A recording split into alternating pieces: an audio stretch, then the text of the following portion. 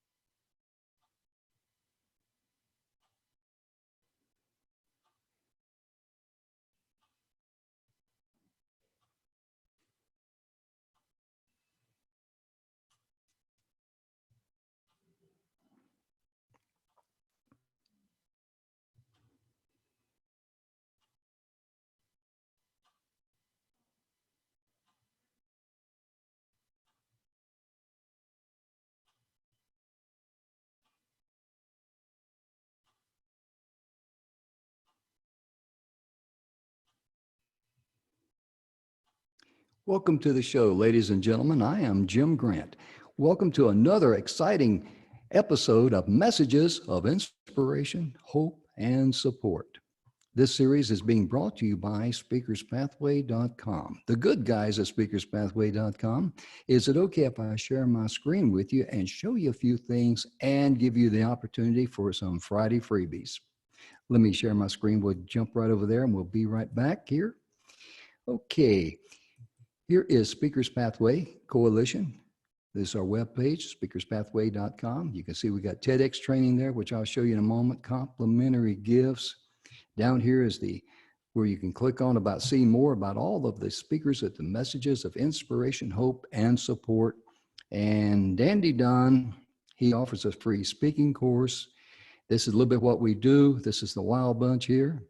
This is some of our testimonies by many of our members. And of course, we have a radio show. Dandy Don is hosting that today since I'm filling in here for him. And if you're interested in a TEDx talk, this here is a free guide. 5 simple steps to your kick butt TED talk. This is Dandy Don's gift to you. You can tell by the expression on his face, he loves to speak.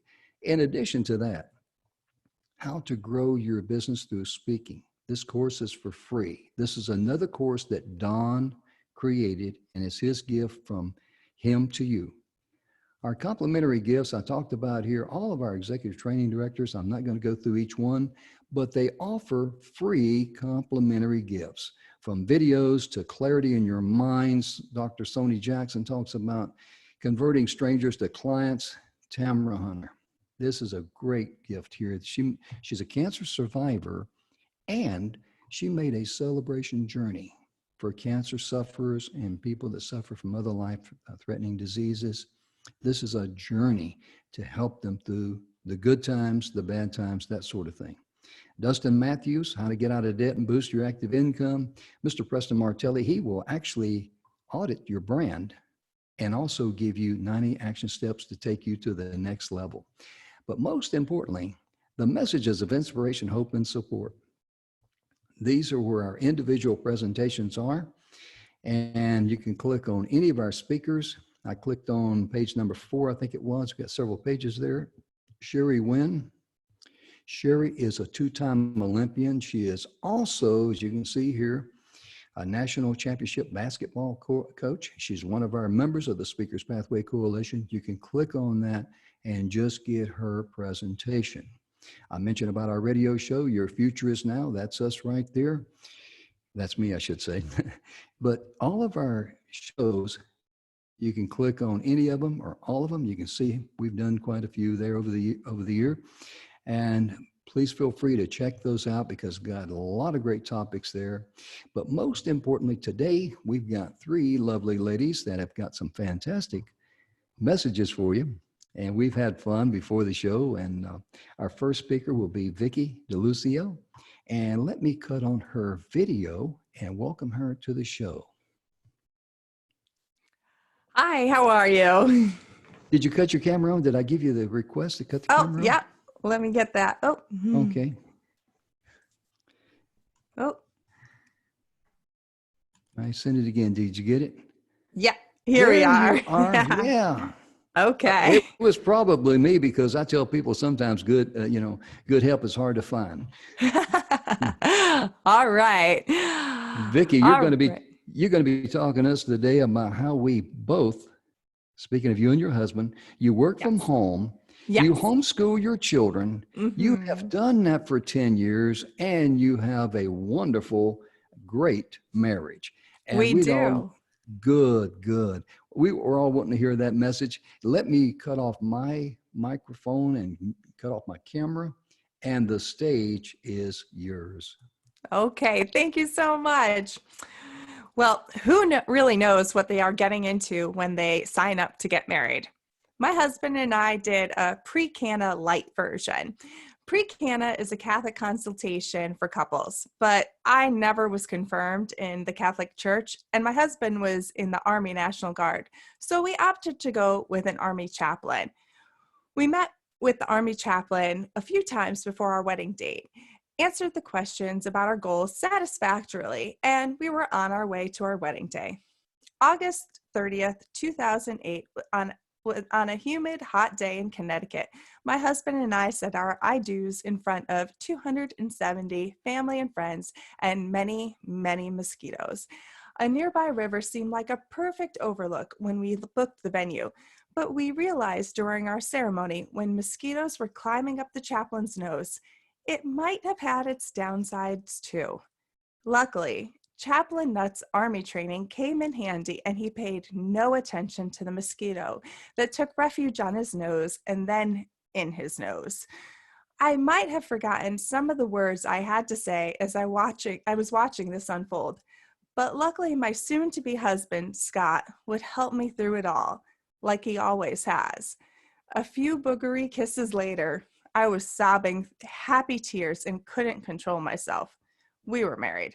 It would be the very first of many boogery kisses that my husband has received from me, that lucky lad. Our wedding venue by the river also had one other thing we didn't account for. We went into the venue for our reception, had our meal, listened to my brother-in-law Stephen and my maid of honor Kate give wonderful speeches, did our customary dances, and then started dancing the night away. About an hour later, my husband and I noticed a good deal of our guests were missing. Was there a better party than ours? To note, both my side of the family and his side of the family forgot to bring us the rehearsal dinner after the rehearsal and started drinking without us the night before, so anything was possible. My husband and I started to see police cars coming into the parking lot. We looked at each other, and Scott and I just shrugged. I had used the bathroom and noticed that there was a faint smell of upchuck in the bathroom. What in the world? I told him, and he looked at our bridesmaids, and they were all accounted for. So it wasn't someone in the bridal party. Lights started to be shown on the river behind us, and lights were flashing all over the parking lot. Scott and I decided to look at the people who were seated and danced anyway. About 20 minutes later, the lights disappeared and everyone returned to the party. We learned the next day that one of our guests got so inebriated, but no one could find her. The police and the firemen were called, and so there was a search in the river for her. She was found asleep by the dumpster. Scott and I have pretty much had a funny story for much of our married lives. He has been the one to help me see the better side of things or coach me through the hard. Right before we were married, Scott received news that he would be deployed in 2009 or 2010 to Afghanistan. He was in the Army National Guard Reserves, so he would go to things if called up. He did the whole 1 weekend a month, 2 weeks a year. Right before we met, he had gone to basic training, and I had met him right after. He had a civilian job, but he wanted to give back to his country. His brother Stephen was also in the Army National Guard. Stephen had served in Iraq, but he would also be going to Afghanistan as well at the same time. Scott and Stephen were not in the same unit, but were in the same brigade. I lost my job in early 2009 when the market took a digger, and soon after, Scott and I found out we were pregnant. Well, I was carrying the baby, and he had to carry all of my emotions that went with it.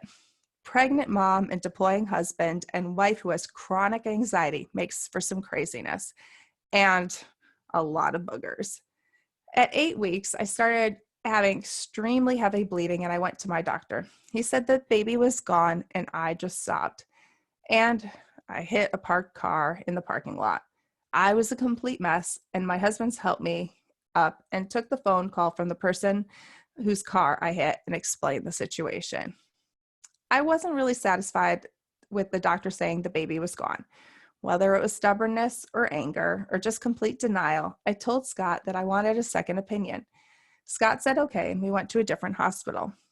The first doctor wouldn't do an ultrasound, but the second hospital did, and baby's heart was thunking away.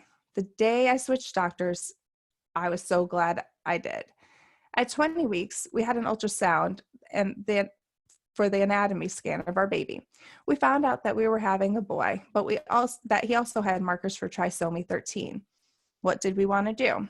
My emotions were a wreck, but Scott handled it pretty well. He said, "We're going to continue on." Scott and I went on our baby moon, which was also going to be our last vacation before he deployed. We went to Chicago, visited the USO, and got a few free fun things for the baby. After returning to Connecticut, we had the anatomy scan again, and the markers for trisomy 13 had disappeared. In October, Scott had a lot of pre-deployment drills, so I was left home alone with our cute bulldog, Roxy, and we call her our dogder. And we would meet my mom and a friend, who was also pregnant, for lunch. Sometimes in the midst of this, I ended up contracting H1N1. Scott came home from his first pre-deployment drill on a Sunday, and Monday headed into work.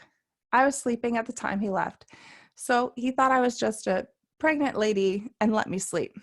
I couldn't get out of bed, and my parents came to check on me. They ended up calling the ambulance that took me to the hospital, where the first doctor said my baby had no chance.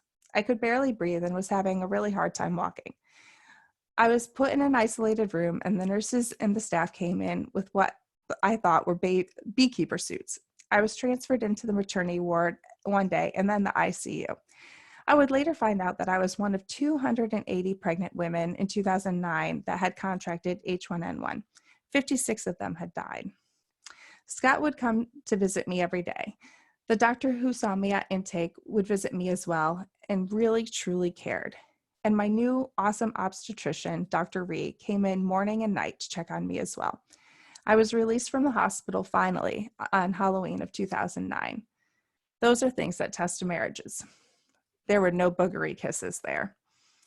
Scott had a few more weeks of civilian work to get through before he headed off to war, and it was awful for me and him. I hung out at home, biting away my time, and he worked. Then he was shipped off to pre-deployment. I started to have contractions 2 days after Thanksgiving, and my mom drove me to the hospital. The Red Cross, that was supposed to be who I notified when I went into labor, told me that until I had the baby, they would not actually send for my husband. Since everyone in my husband's unit really liked him and they knew me and all of my medical issues, they sent him back from Indiana to Connecticut to hopefully get him in time for our son's birth. It wasn't an easy trip. My husband went from Indiana to Atlanta, then Connecticut. Of course, that was the most direct route possible. My husband's cell phone had also broke in this time, so the he could only receive calls and not place them. So in the airport in Atlanta, he purchased a new phone and ran through crowds of kids, people, and civilians to make his connecting flight, all while people were trying to thank him for his service. He finally arrived at the hospital. He was wearing cold weather gear, and the hospital was pretty warm. He passed out from 27 hours of flying and running through crowds. The nurses came to check on me and told me that the baby was ready to come out. Me, in my drug-induced state, decided that it would be wise to scream, "Fire drill!" I don't do very well with drugs. My husband woke up and started looking at all the apparatuses that were around him and said, "Okay, let's move you out of here."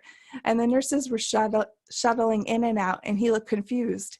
He said to them, "She just yelled fire drill. We need to get her out of here." The nurses laughed at my husband and said, "Yeah, your wife doesn't do very well with drugs. She saw Dancing Pandas a while ago. There's no fire. The baby's ready to come out. I think that's what she meant." My husband was ready to help me figure out how to get the baby and me out of the hospital if need be. We had our baby safely in the hospital at 2:51 a.m. My husband was able to be there for 10 days before he had to go back to pre-deployment.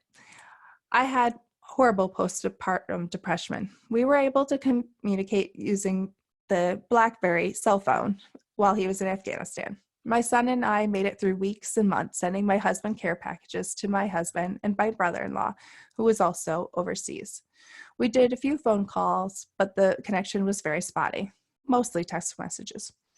Then on August 22nd, 2010, it was a very rainy day in Connecticut, and I felt very on edge the whole day. My son and I had moved into our condo after staying with my parents for most of the year. I had a feeling I needed to get back to our condo and get it ready for Scott to come back home. Late in the evening, I received a call from my father-in-law saying they had a visit from 2 bereavement soldiers telling them that my brother-in-law, Stephen, had been killed in action in Afghanistan. Scott, my husband, had been told and was on his way home, but we didn't have a way to contact him, and he wasn't able to contact us.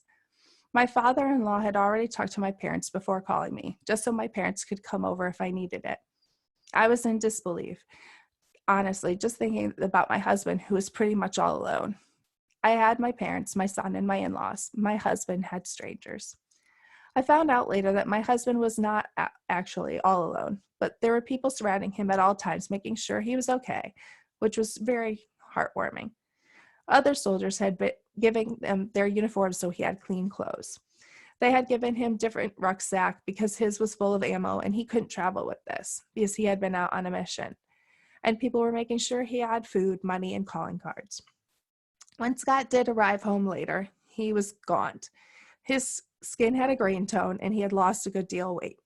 You could see that he was deeply saddened in his soul. Holding our son was the best thing he could have. Our lives were about to be front page news for the world to see, and the usual homecoming was met with uncertainty of how to get through the next minutes of grief. We got through the funeral and the days after it with family and friends beside us, and then Scott had military stuff to take care of. Then he went back to his civilian job for a while, which wasn't really satisfying, so he worked with family. That was a hard transition. We moved to a house closer to his parents. Everyone in his hometown knew us because of the tragedy, and we were seen as those people, which was incredibly hard. My husband started having signs of frustration and anger, and one day took it out on the dog. Luckily, my husband and I had always had good communication, and I called him on it.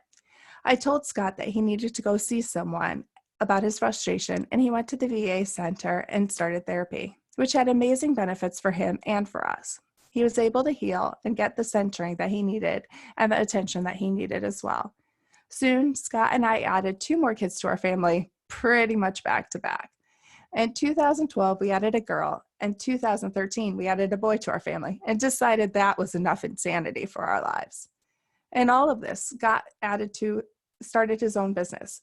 We also realized that Connecticut, our home state, wasn't where we wanted to be anymore. The political landscape and the financial landscape was looking bleaker by the minute. The weather was horrible and the taxes were financially killing us. We made a decision to move across the country to Arizona, away from everything we knew, to restart our lives. Moving to Arizona wasn't without turmoil. A lot of people didn't understand our decision and frankly thought we were terribly misguided. My parents moved out with us immediately, and 2 years later, Scott's parents followed. Although we felt terribly alone, Arizona was the fresh start we needed for our family. People didn't know Scott as Stephen's brother, and Scott was able to start his business over. I was able to meet new people and find kinship with great people.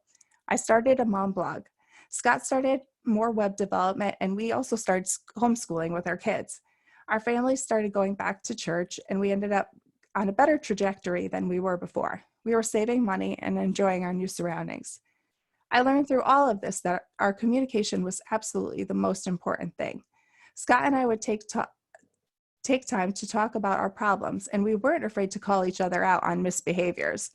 We talk about what's going on with the kids constantly. If there's a situation with our parents, we talk about that too. We have been frustrated with each other before, but usually it's been about miscommunication. While there is such thing as talking too much, you have to find peace with who you are with. Scott and I can be in the same room and be completely silent and comfortable. When we were dating, we both knew we were right for each other because we had that kind of relationship. Even early in our dating, we talked about what we were expecting from marriage and relationships because we had been burned before and we wanted a good relationship with each other. I think our communication has made it possible for us to continue to have a great marriage for almost 12 years. In 2018, I ended up getting sick. I brushed it off for a few days as thinking it was just a cold. Scott had to travel for work and I was homeschooling, so I do what moms do. I sucked it up. My parents and in-laws knew I wasn't feeling well, so they took the kids for a few hours each so I could get a little extra rest while Scott was away. When Scott came back, I was feeling better, so we went for a little staycation for our anniversary with the kids. September 1st would start off as an ordinary day. We all hung out as a family. But later in the day, I started to feel really sick and started throwing up. Scott was making dinner, but I told one of the children to get my husband. Scott rushed upstairs and I told him that I felt scared and nervous, like someone was coming to get me. Scott knew that this was not normal behavior and came and sat with me for a little bit. I couldn't snap out of this behavior, so he told the kids to get ready to get in the car. He got me in the car and we drove to the hospital about 6 miles away. I continued to behave erratically. Vicki, Yes. Vicki, excuse me. Yeah. We run out of time. I'm sorry. Oh, sorry. It's okay.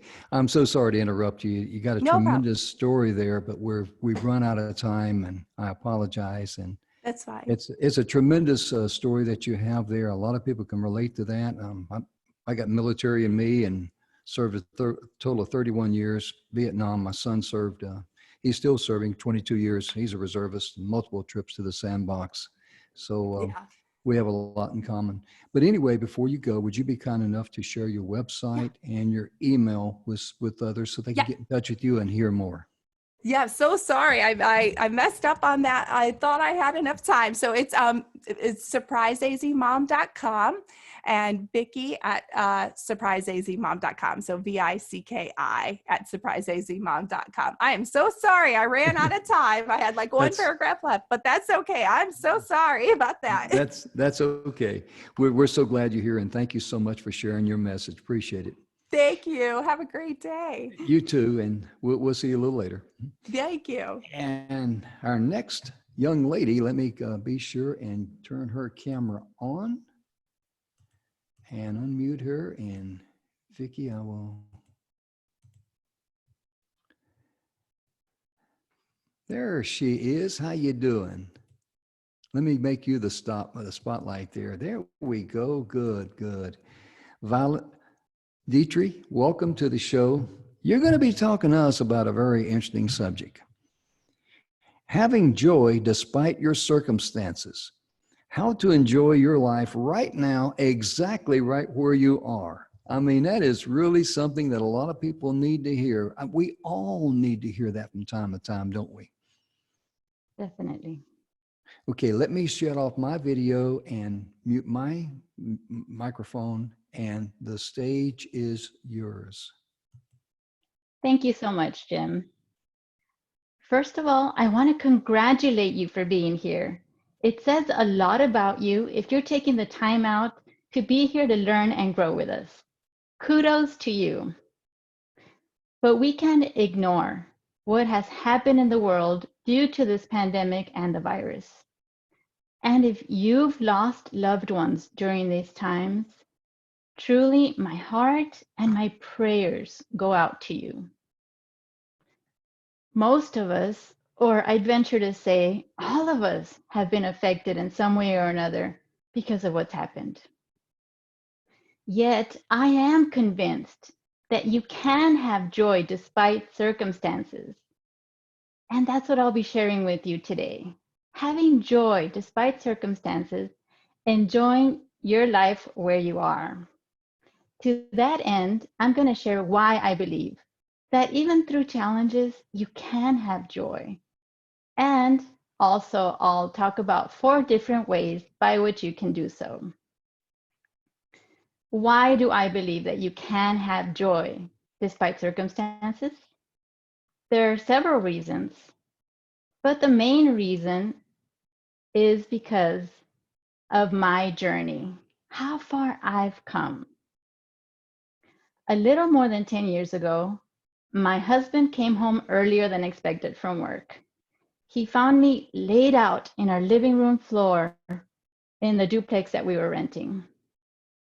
And I can't imagine the horror he must have felt when he saw his wife laying there. I was grayish in skin tone, and my life was almost drained out of me. I was unresponsive. What happened was something horrible, that I had tried to take my life, unthinkable as it must have been. You see, even though I had a relationship with God, even from a very early age, like many of us, I still experienced challenges throughout life.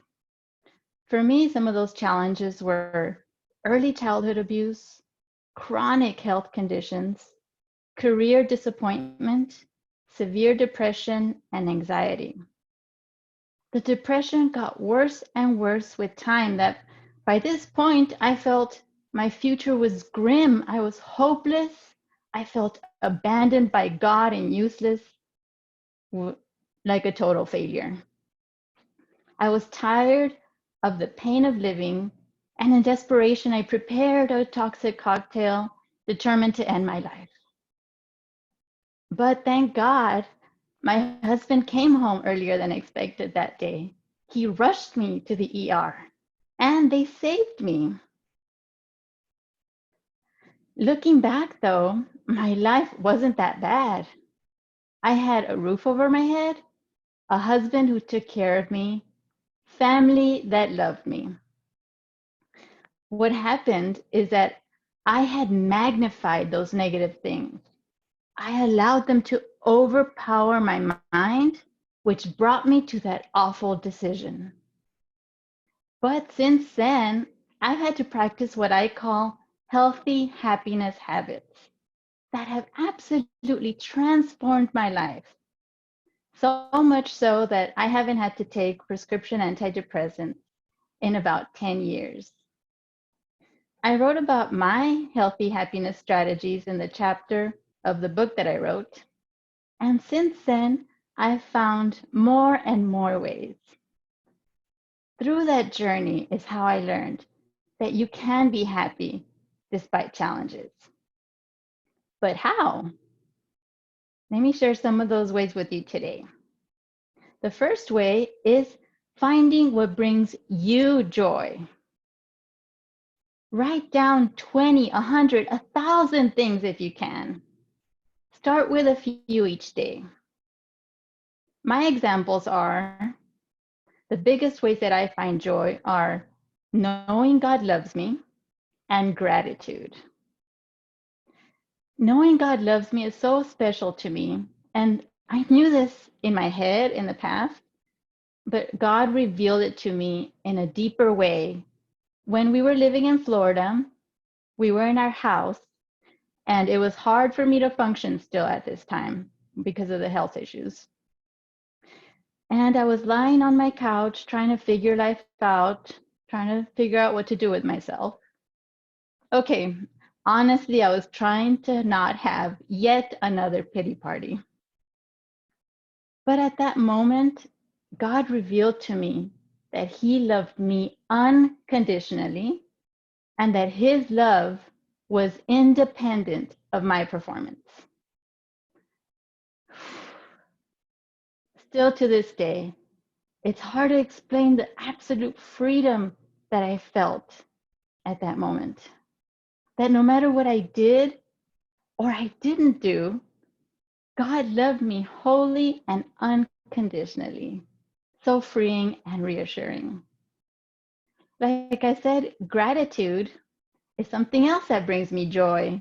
And when I'm gloomy, it's what brings me in a more positive state in a snap. But back then, in those dark times, I couldn't fathom being grateful for anything. I used to listen to Joyce Meyer back then, and she would say, well, before you get up in the morning, thank God that you were able to open your eyes, that He gave you breath, that you have legs to walk with. I didn't want to wake up and face the day at those times. But since then, as I've been noticing little things, big things, everything in between to be grateful for, it's gotten so much easier. One of the things that I learned to be grateful for is indoor plumbing. And this is because my husband was in the National Guard in Florida, and there was an impending hurricane. He sent me off with some family members. We convoyed to his aunt and uncle's house in Georgia. The storm, it caught up to us, but thank God we only lost electricity. However, you need electricity to flush the toilets. Can you imagine a house full of people with non-functioning toilets? I am so grateful for indoor plumbing. That was number one, finding what brings you joy. Number two is to commit and apply these things. I encourage you to schedule it, write it in your calendar, put sticky notes all over your house to remind you. What I do is I have a joy alarm, and it goes off every day to remind me to ask myself, Violet, what have you done today to bring you joy? The next one is to put negativity on a not to-do list. Many of us have to-do lists. Experts say you should also have a not to-do list where you write down the things that you commit to not doing. I encourage you, put negativity on that not to-do list. And I understand that you may have to grieve for a period of time, but don't stay stuck there. And if you were like me, having a hard time to be happy in any sort of way, please reach out to somebody. There's caring people out there waiting for you to call, like mental health professionals, clergy. There's crisis hotlines, and I'll share that number in one of the slides at the end of this presentation. I don't know if you've heard of the parable of the two wolves that are living inside of us. This is my twist on that parable. You have a happy wolf and a negative wolf battling inside of you. Which one is going to win? The one you feed. I encourage you, feed that happy wolf. Let the happy wolf win. To conclude, I've shared with you why I believe that you can have joy despite circumstances and 4 ways that hopefully will help you how. You may think that my story is outrageous, and it was so uncomfortable for me to revisit that terrible time and sharing it here publicly. But if it can help one person, if it can bring one person hope, if it can help you to know that you can have joy despite circumstances, it was worth it. If I broke out of that mental prison of despair and feel much more fulfilled, I know that you can live with joy no matter what the circumstances are too. And here is, I'm going to share with you this slide with the crisis number on there. Please share it with somebody you know, especially during this time. And you can also get a free digital copy of my chapter for my best-selling book. Just go to that tiny URL there. Here are also different ways to connect with me.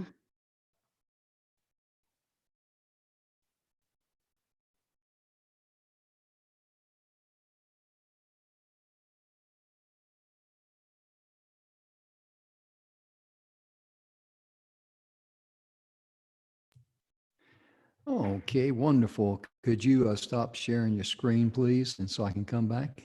Are you done or not? Sure. Okay. Wow, that's really something. I really enjoyed what you're saying there. I And appreciate that. do you have more that you wanted to share? Because you were quiet there and I thought you were done. That was all I wanted to share. Yes, thank Really? you. Okay, I wanted to make sure because I didn't want to Thank you so goof you much, up Jim. there.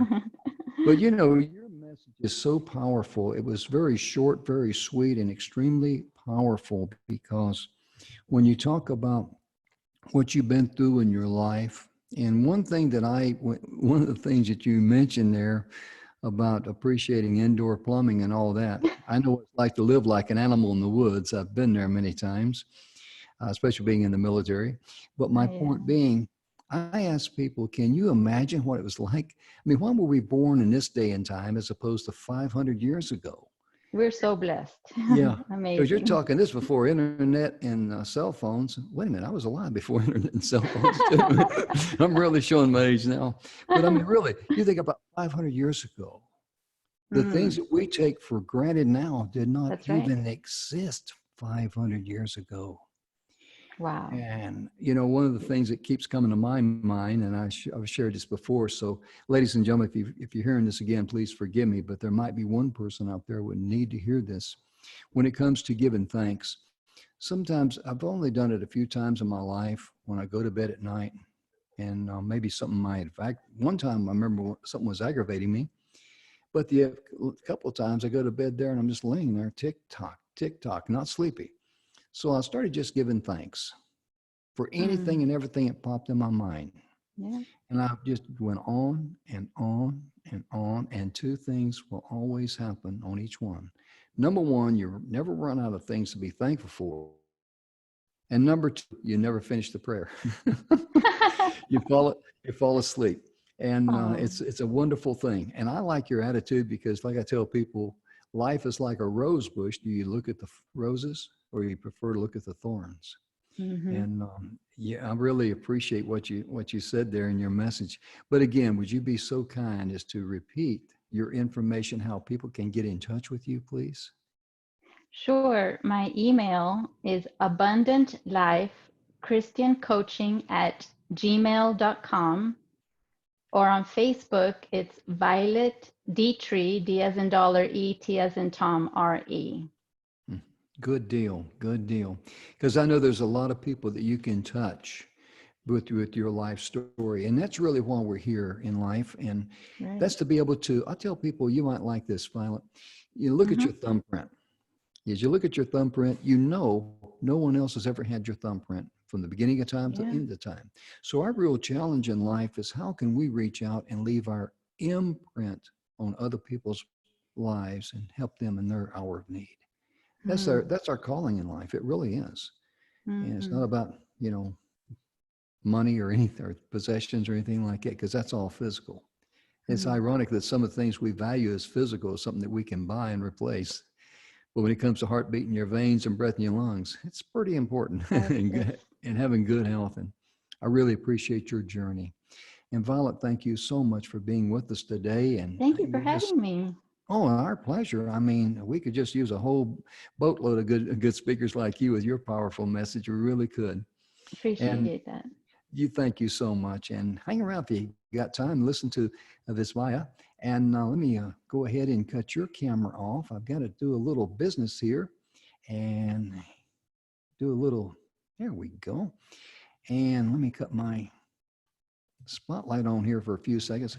Ladies and gentlemen, I want to share a little bit with you about Network Together, ntevents.net. N is in November, T is in Tango, events as in events.net.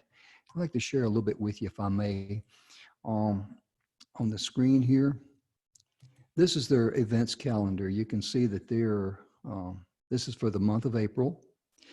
And I attended their event yesterday on the 23rd. Let me pull this up here a little bit. The Virtual Mastermind Network. And there was a bunch of professional and business people from all walks of life there. In fact, Robert W. Jones, he's on our radio show right now talking about how people can grow their business, how people can come together and help each other in this day and time. He's all about helping people get not only grow professionally, but also grow personally. So you can attend these events. They're free. Just feel free, even though they're in Arizona, they're going to be expanding all over the United States. They have chapters and they have 5 different pillars. One of the pillars that I really like is the pillar about giving back to the youth in the community and how to promote each other. It's really a wonderful organization. Don and I, we know these people. In fact, I'm a member of Network Together. And you can see the website there, networktogether.net. If you just want to go straight to the events calendar, just go NT for Network Together, ntevents.net. And that's my 30-second commercial for them. But I have got to invite a young lady. Let me cut on her video here and unmute her. And Vismaya, did I say that correctly? You did. You did. You did. Thank you. How about that? You're getting me trained, aren't you? Yes. I was teasing her before the show began, ladies and gentlemen, that she gave me a big word on her chest there. It says grateful. That's my cue to know that we're going to be talking about something very, very grateful. And I love what her topic is going to be. She's talking about how gratitude can really be the CPR in your life. It can actually bring you back to life. And I just got to tell you, I can't wait to hear your message. Let me mute my camera. I cut off my camera, I should say, and mute my mic, and the stage is yours. Beautiful. Hey, everyone. I am Vismaya Rubin, founder of Living in Gratitude Today, teacher, speaker, best-selling author. But my favorite role is that of a gratitude gangster. What? And I am truly grateful to be able to have this opportunity to speak with you. So thank you to Speakers Pathway. Thank you to Jim, Don. Thank you to the 2 people who spoke before me. You kind of set things up for me, and we didn't even plan it this way. So gratitude is like CPR, and it could bring you back to life. But before I go into that, if I was in a live audience, I would ask you, raise your hand if you ever feel tired or overwhelmed, especially with what we're going through right now. And I could pretty much rest assured that many people in the audience would have their hands up. And I would ask you then, keep your hand up if you ever feel like there's got to be more to life than what we're experiencing right now. And again, I would probably bet a few dollars and say that people's hands would stay up. And that's perfect. And that's normal. So that's kind of what we're going to talk about. How do we get to practice CPR and practice gratitude? Like Violet said, gratitude really, brought her back to life based on what she was dealing with. So the C stands for compartmentalize. So we have all these things going on. If you ever have been in a situation where life is just kicking you in the rear, and you find yourself having these conversations, oh my God, life is so challenging, life is so difficult, life is so this. The first thing I'm going to say to you is acknowledge how you're feeling. So we're going to compartmentalize. You're going to take your life and you're going to look at, okay, so let's look at my family aspect. Let's look at romantic relationships. Let's look at my friendships, maybe work, or my body image, or spirituality, fun. my living situation, maybe my goals. So take a look at each of those categories. If you have your own category you want to throw in, by all means, throw it in. And acknowledge how you're feeling in each category. And what I can, again, probably bet is that in each category, not every aspect of your life is 100% in the pits. And I think there's such a powerful exercise, because what happens is when we start to go into that space of, oh my God, everything is horrible, everything is rotten, we find evidence to support that. So why not find evidence for the opposite? But the thing to remember is this: when we are in that space that everything is crazy, everything is challenging, everything is difficult, the second we're able to say, take a deep breath and really acknowledge what we're feeling, allow ourselves to feel it, it's kind of like it releases the top of a pressure cooker. So if you ever have had a pressure cooker, you put the top on, and when it's ready, it starts to release itself. If not, it explodes. And that's the same thing with our feelings. So if we push them and we suppress them and we hold them down, and I remember in the beginning of the pandemic, people were saying, oh, just breathe, it will be okay, everything will be all right. And I could feel myself saying, that's the worst advice we could give people. Allow people to express what's so for them. So when you go through that exercise and you're looking through the different areas of your life and you're asking yourself, okay, so let's look at this area, my family, let's look at my romantic relationships, and kind of rate them. Like, I'm sure there are plenty of wonderful things that are happening in some of those areas. And then here's the thing. So we're going to compartmentalize the areas that are not working. We're going to take those areas that aren't working and we're going to put them in a little container, and we're going to leave them there, and we're going to put them there for a while. And what we're doing when we do that is we're giving them space to breathe, but now we've freed the rest of our mind to look for all these other things that are actually working, that are actually making us smile, that bring us joy, that make us happy, that bring us life. So we have that space right now that we can take a look at those things. And if you're really feeling the pressure of those things that are not bringing you joy, here's an activity you may try. Call a friend and say, listen, we have 5 minutes each. And what we're going to do is we're going to say whatever is so for us. And if that means that we're going to, complain and shout and act, we're frustrated, perfect. 5 minutes. While that one person is speaking, the other person doesn't say a word. And then you swap. And a couple of things happen. One, again, you're not suppressing those feelings. You're allowing them to breathe, right? And you're giving yourself and your friend the opportunity to be heard. So that's the first thing. Compartmentalize the area of your life that are not working so well. Take a look at them, put them in a box, and then if you need to, you call a friend and you have those moments. And then the other thing I want you to remember is, as you're going through this, remember, adversity does not discriminate. This is not just you. This is not just, not picking on you. The universe isn't picking on you. Sometimes things happen because things happen. And I think it's really powerful when we go into those spaces of, oh my God, why me? Not again. Why am I a target? Why am I this? To really stop ourselves, because that path takes us down a downward spiral. So when we start to go in that space, because human nature, it's natural for us to have those kind of feelings, just as it's natural for us to feel happy and joyful and excited and alive. It's also normal for us to feel sad and frustrated and angry at times. But what do we do with that anger? What do we do with that sadness? What do we do with that frustration is really where our power either is taken away or we're given power. So remember, adversity does not discriminate. It's not why you. Why not you? I think the phrase to say is, okay, sometimes things happen because they happen, and now how do I get to deal with them? The other piece of advice I would say to you is see things as they are and not worse than they are. So if it's that this aspect isn't working again, it's not that everything in your life isn't working. It's just that one aspect isn't working. And I think what you'll start to notice is that there's a lot of power in there.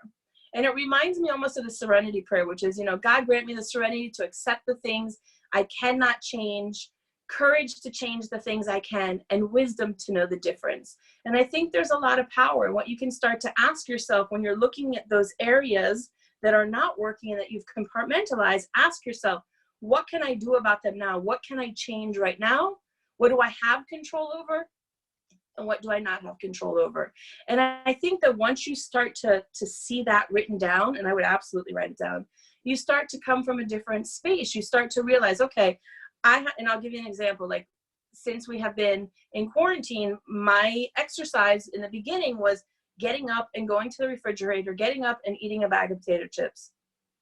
Not good. You know, so I'm like, oh, the quarantine, da da da da. I can't change the fact that we're quarantined and we're asked to stay at home.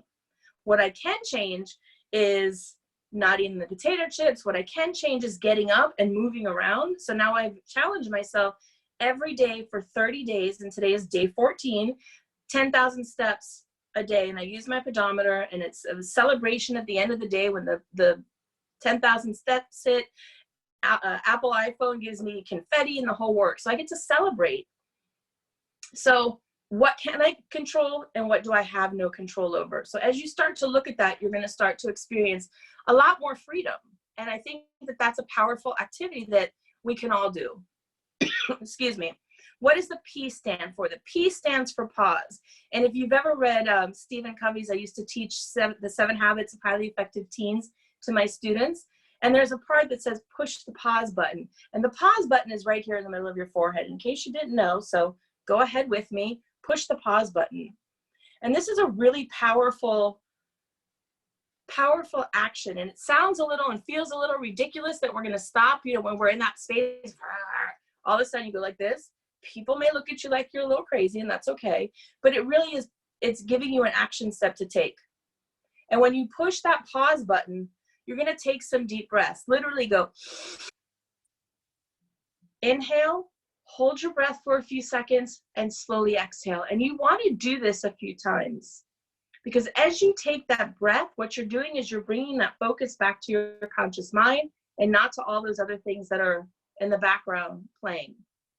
And what you're doing is also you quiet those mind monkeys or mind monsters, mind monkeys. I like monkeys, so I usually don't use that one.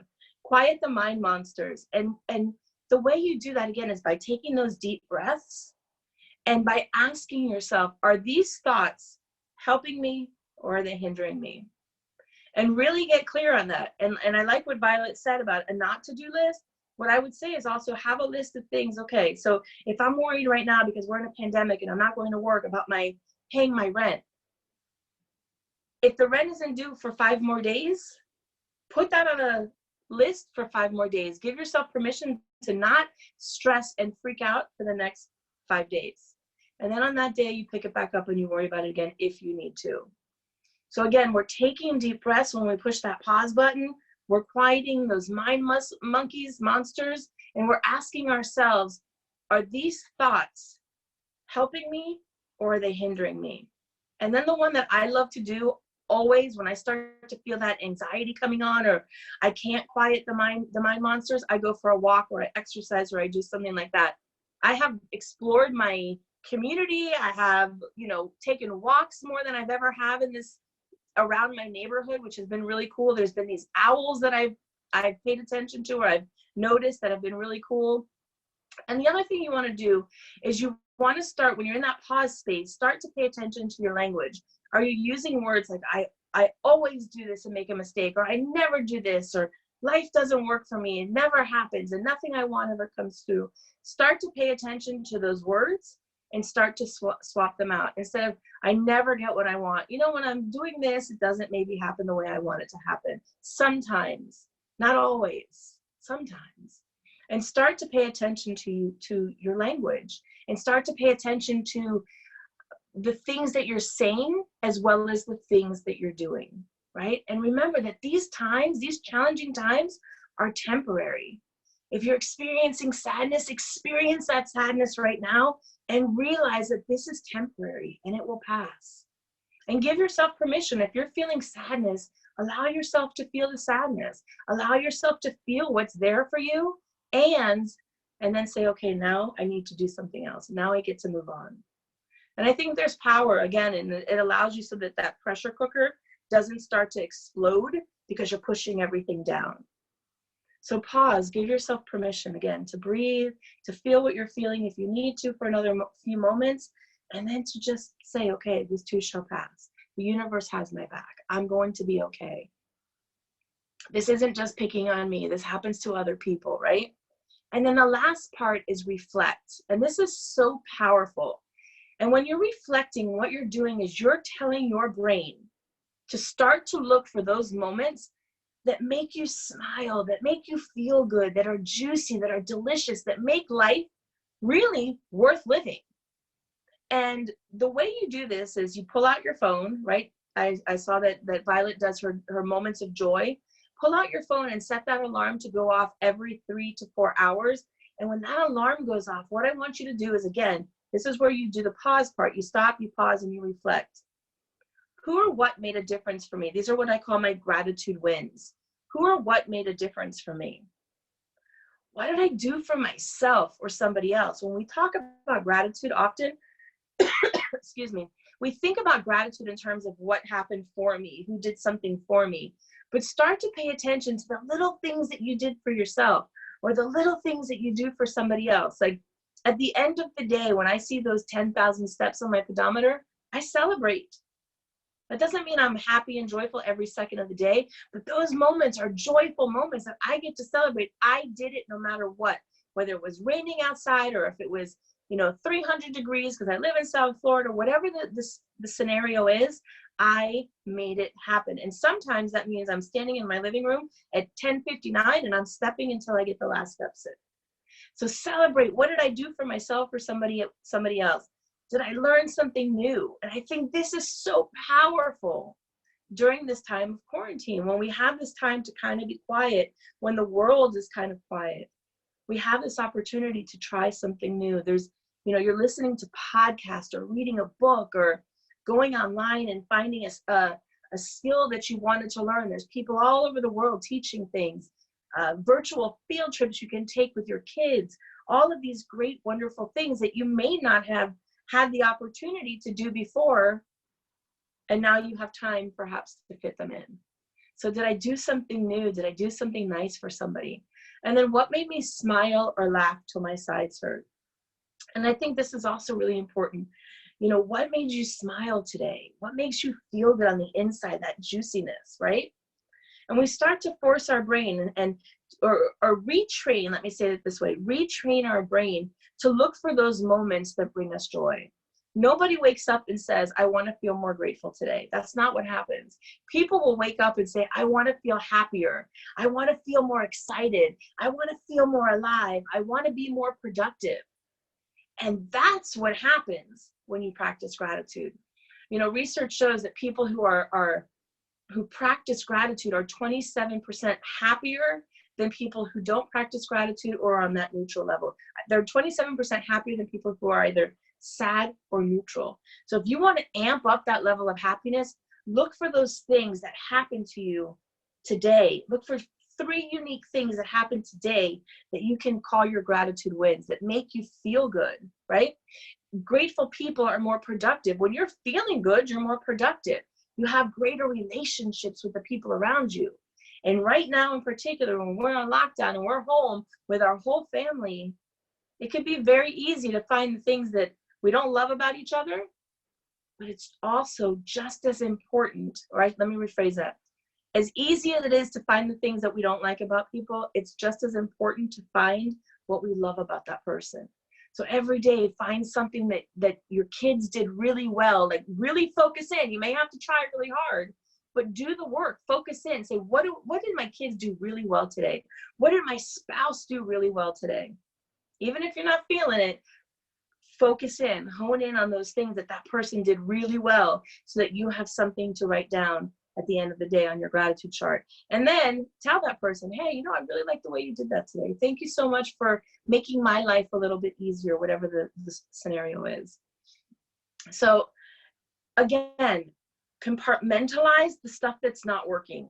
Put it in an area. Do not ignore it. Allow it to live right here. Allow it to breathe. Allow it to have the energy it needs. But realize that is not every aspect of your life.